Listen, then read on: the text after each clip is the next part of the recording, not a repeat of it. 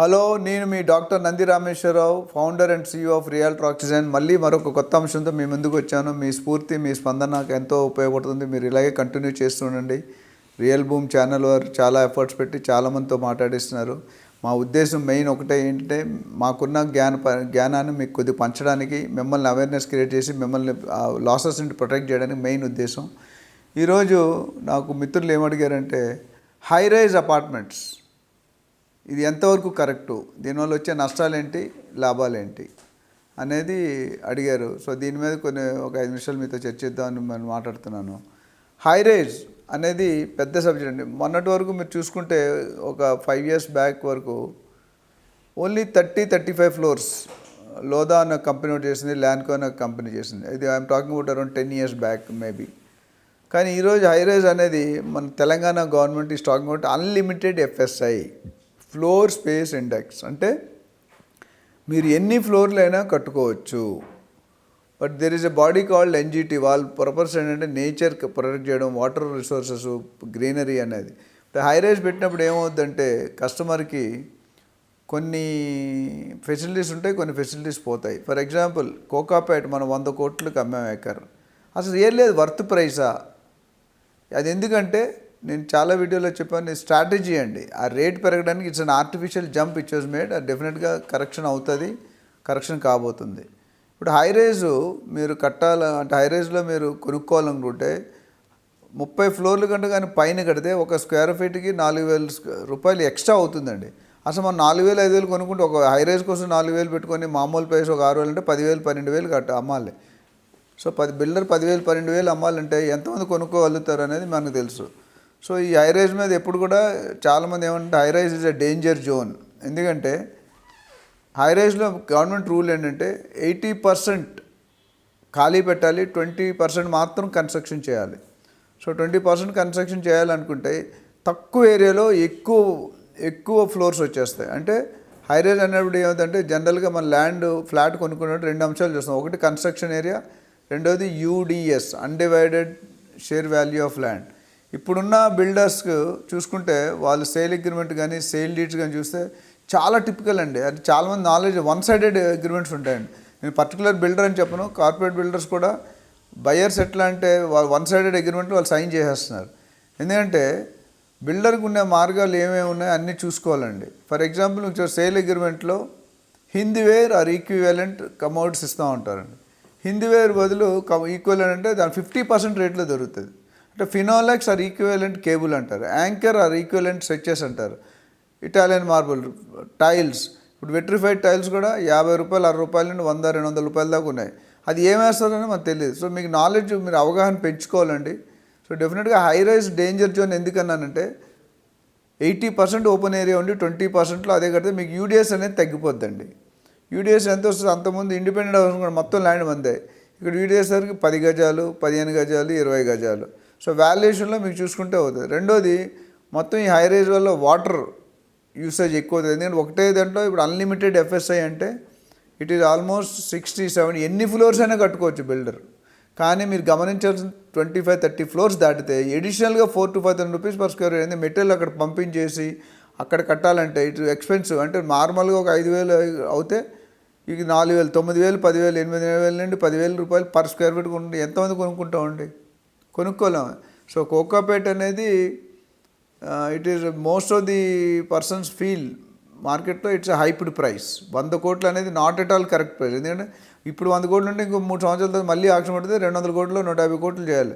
అది ఎలా బతుకుతాడండి బిల్డర్? ఎలా బతుకుతాడు? హౌ అఫోర్డబిలిటీ ఉన్నది.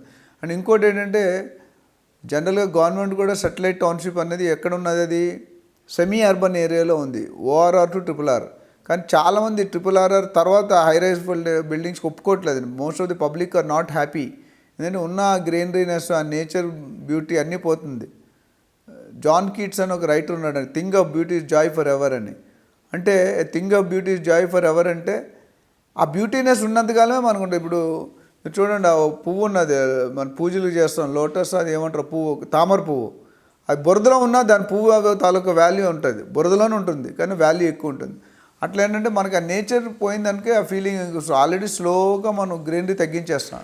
ఆ NGT 111 జీవో కూడా ఎత్తా అన్నారు. ఎందుకైతే అంటే NGT ఈజ్ అబ్జెక్టింగ్. ఎందుకు అది తీసేస్తే మొత్తం మొత్తం పొల్యూషన్ ఇంకా అవన్నీ పెరిగిపోతాయి. సో నేను చెప్పేది ఏంటంటే హై రైజ్ అనేది నా ఉద్దేశం, నా పర్సనల్ ఇంటెన్షన్ బట్టి it is definitely A danger subject.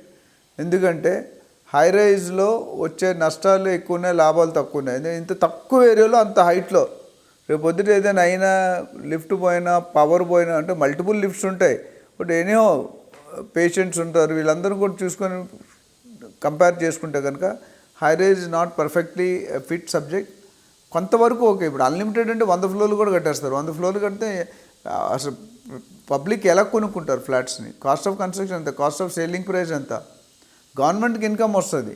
నేను అంతకుముందు వీడియోలో చెప్పాను, 1 acreలో 5 floor 6 floor కడితే గవర్నమెంట్కి 12 to 13 crores income in various forms.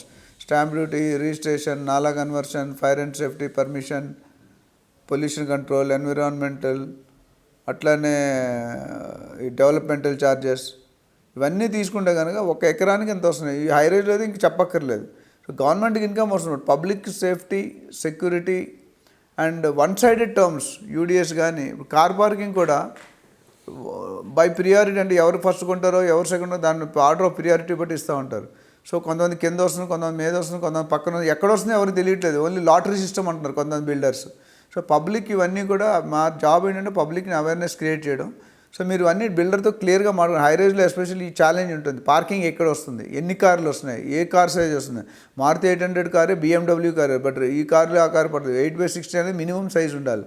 కొంతమంది బిల్డర్స్ అది కూడా ఇవ్వట్లేదు, చిన్న కారు పడుతుంది. కార్ అంటున్నారు, దగ్గరికి వెళ్ళి డబ్బులు కట్టి చిన్న కారు ఇస్తున్నారు.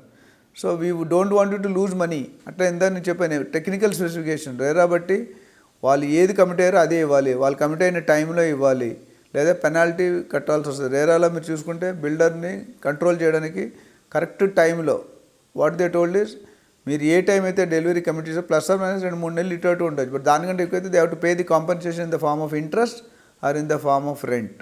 అట్లనే బయర్స్ కూడా చాలామంది ఇప్పుడు కూడా మనం ఏం చేస్తుంటే బిల్డర్స్ తప్పు చేస్తే ఏం చేయాలని ఉంటుంది, కానీ బయర్స్ తప్పు చేస్తే ఏం చేయాలనేది ఏ చట్టంలో లేదు. RERA is the first body which he's told buyers కూడా ఈఎంఐలు కట్టడం డిలే అయితే కనుక they have to pay penalty.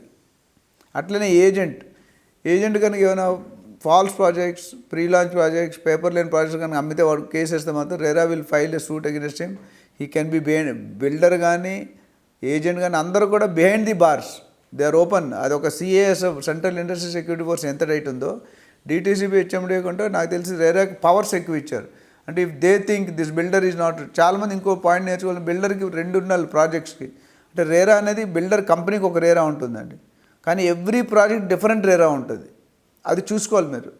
RERA builder ఉంటుంది అందరికి ఎప్పుడు కూడా, బట్ ప్రాజెక్ట్ చేసేటప్పుడు ఈచ్ ప్రాజెక్ట్ అది సపరేట్ రేరా నెంబర్. మీరు ఎలా చెక్ చేసుకోవాలంటే వెబ్సైట్లోకి వెళ్తే చెక్ చేసుకోవచ్చు. సో దానివల్ల మీకు వచ్చే బెనిఫిట్ ఏంటంటే అసలు ఈ రేరా ఉందా లేదా, ఉంటే ఎంతవరకు ఉంది. పర్మిషన్ లేకుండా ప్రాజెక్ట్స్ కొనకండి, చాలామంది ఇబ్బంది పడుతున్నారు. చాలామంది ఏం చేస్తున్నారు, TLP, temporary layout permit, LP అనేది లేఅవుట్ పర్మిట్, అది తర్వాత ఇస్తారు. రేరా లేకుండా అయితే I don't advise, because RERA లేదంటే మీరు ఇరుక్కున్నట్టే. ప్రీ లాంచ్ అయినా ఏమంటారు, 10,000 రూపాయలు స్క్వేర్ ఫీట్ అమ్మాలంటే 6,000కి ఇస్తాడు మీకు. మీరు 4,000 డిస్కౌంట్ వచ్చిందని చూస్తున్నారు, బట్ ఇక్కడ 6,000 పోతుందని చూడట్లేదు మీరు. So be aware of dogs అని ఉంటుంది కదా, అట్లా మరి be aware of builders, be aware of agent. నేను కూడా రియల్ ఎస్టేట్ కమిటీలో పనిచేశాను, but I want to give you honest opinion. నా పర్సనల్ ఒపీనియన్ అనేది, మీరు కొనుక్కునేటప్పుడు ప్రీ లాంచ్ ఆఫర్స్ వీలైనంత వరకు అవాయిడ్ చేయండి. Until unless you know the builder for a long time. ఆ builder track record and pre launch తీసుకున్నట్టు కొన్ని అడ్వాంటేజెస్ ఉంటాయి, కొన్ని డిసడ్వాంటేజెస్ ఉంటాయి. సో అది ఐ డోంట్ సజెస్ట్. అందుకని ఇవన్నీ అవాయిడ్ చేయాలంటే మీరు better go for a professional adviser, real ఎస్టేట్లో ఎక్స్పీరియన్స్ ఉన్నవాడిని తీసుకుంటే కనుక మీకు రియల్గా వాళ్ళు హెల్ప్ చేస్తారు. ఏమేమి డాక్యుమెంట్స్ ఉండాలి, ఏ ఏరియాలో పెట్టాలి, ఏ ఏరియాలో పెట్టకూడదు, ఇవన్నీ కూడా గైడ్ చేస్తారు. సో హై రైజ్ వరకు నేను వీలైనంత వరకు మరీ అంత ఎక్కువ హై రైజ్ నేను సజెస్ట్ చేయను. But of course government is allowing, that is their policy, మనం దాని మీద కామెంట్ చేయడానికి లేదు. డేంజర్ అని ఎందుకన్నానంటే ఎన్నో విధాలుగా buyer is not being protected. So అది అండ్ ఎస్పెషల్లీ ఇది కట్టినందువల్ల పక్కన సరౌండింగ్స్ వాటర్ రిసోర్సెస్ కానీ నేచురల్ రిసోర్సెస్ కానీ అన్నీ పోతున్నాయి. వీళ్ళు అమ్ముకోవడానికి కమర్షియల్గా చేస్తున్నారు, బట్ బయర్స్ కూడా కొన్ని చూసుకొని ఈ 2 బ్యాలెన్స్ సిచ్యువేషన్ ఉంటే మీరు కొనుక్కోవచ్చు. సో ఎవరైనా దీని మీద ఇంకా ఫర్దర్ డీటెయిల్స్ కనుక్కోవాలనుకుంటే నా పేరు doctor Nandi Rameshwara Rao, founder and CEO of Realty Oxygen. 9949579170 already screen మీద డిస్ప్లే చేస్తున్నారు. మీరు కాల్ చేయండి, మా కోఆర్డినేటర్ మీకు టైం స్లాట్ ఇస్తారు, రిజిస్టర్ చేసుకోండి. మీరు మీకు ఉన్న డౌట్స్ అన్నీ కూడా రాసుకొని 1 hour ఎక్స్క్లూజివ్ 1-to-1 స్పెండ్ చేసి మీకు హెల్ప్ చేస్తాను. Thank you very much.